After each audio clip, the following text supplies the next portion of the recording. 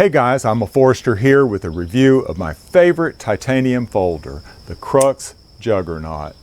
Now the Juggernaut is a collaboration of Ferrum Forge, Mastrop, and We Knives. Ferrum Forge designed this knife, We Knives manufactured it, and Mastrop provided the marketing. Now in my opinion, the Juggernaut is the perfect titanium folder, and that's saying a lot when you compare it to my other titanium folders.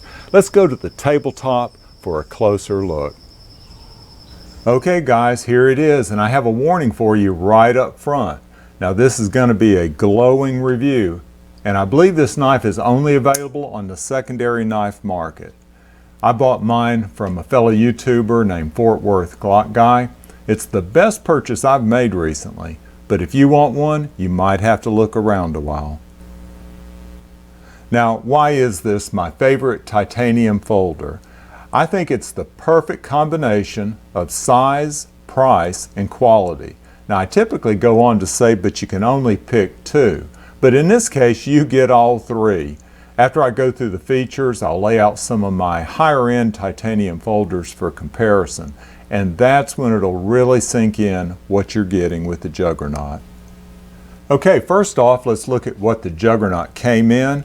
And Crux is the model name, but there are many styles and colors. Juggernaut is just one of them. Now this is the box that it came in, and the names are all located on here for the different partners. Mastrop and Ferrum Forge are prominently located on the outside of the box, all the way around. Let's see if they're underneath. No? There's nobody underneath, but you notice one that's missing, and that's We Knives, and you have to look a little bit harder to find We Knives logo.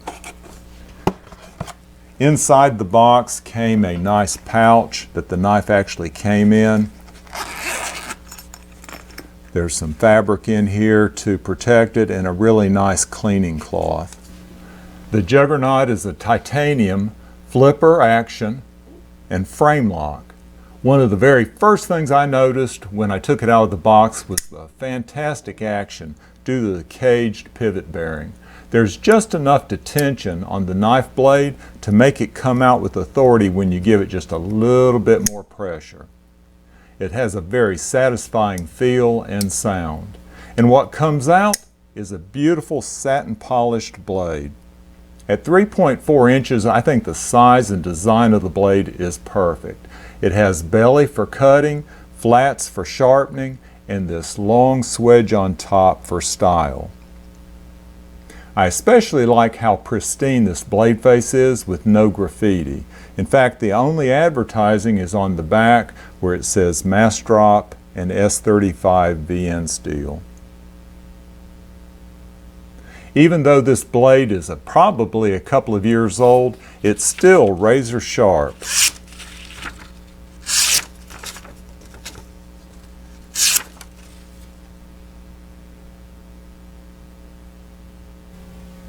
Okay, let's look at the handle now, and I chose this Juggernaut because of the design that's on the handle.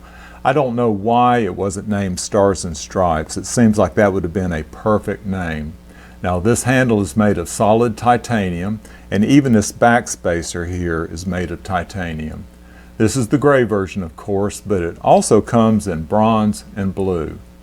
Now this is a stout mid-sized knife. I weighed mine in at 4.2 ounces, which is the same weight, by the way, as the Swiss Border Guard that I reviewed recently. Even though it's made of titanium, it's still a little bit handle heavy, and the balance point I found is somewhere toward the back of that finger choil. It's a good weight in my opinion though. It just feels substantial. And by the way, the blade is perfectly centered. There are two features I want to point out. One's the pocket clip and the other is the lock bar insert right there.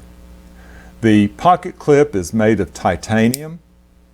It gives enough to be usable, but I do routinely have to take the pressure off the clip so it'll go in my pocket more easily. The other feature is this hardened steel insert right there. It has early lockup, but it's rock solid. The blade doesn't give at all. I can't ask for better. Now this knife is 7.6 inches in overall length. I typically like an 8-inch knife, but even with my large hands, I get a perfectly secure grip on this handle. There's even a little bit sticking out in the back. Now, you might notice that the only jimping on this knife is right here on the flipper tab. There is no jimping up here on the top of the blade. But I think I have just as secure a grip on this knife as any tactical knife in my collection. And now for the titanium folder runway. I'll give you each knife's main pro and main con. And the first titanium folder that comes to most people's mind is this Chris Reeve large Sebenza. It's the prettiest of my titanium folders, that's for sure. Its con is its price. I could buy several of these juggernauts for the cost of one Sebenza. The next titanium folder is one that I just reviewed, and that's the Klotzli Swiss Border Guard. Its main pro is its unique design as a large button lock tactical folder. And as with the large Sebenza, its main con is its price. Next up is a Benchmade. It's one that you may not be familiar with. It's the Benchmade 761. It's one of the largest knives in my whole collection. Now, its main pro is that I bought it used for a decent price. Its main con is the design of the frame lock. And let me give you a look at that so you'll know what I'm talking about. It's the design of that lockup right there. It's worn over time, and the lockup just isn't as solid as it used to be. Finally, here's the smallest titanium folder in my collection. It's the Sage, Spyderco Sage 2. It's a lightweight compared to the others. Now, its main pro is that it's the classiest of my Sage collection, and probably the Sage that I carry the most. Its con? Well, it really doesn't have one, except possibly the overall size. It's more of a lightweight gentleman's folder. So here's a sample of my titanium folder collection. The Crux Juggernaut fits right here in the sweet spot. It has the quality of the Sebenza, the design of the Klotzli, lower cost than the used 761, and more substantial than the Sage 2. All in all, I think it's the perfect titanium folder. Y'all take care.